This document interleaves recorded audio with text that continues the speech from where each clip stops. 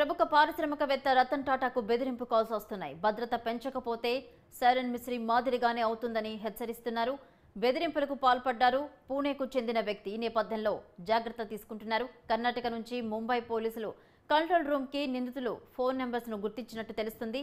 ఈ నేపథ్యంలో అప్రమత్తమైనట్లు అధికారులు సమాచారం.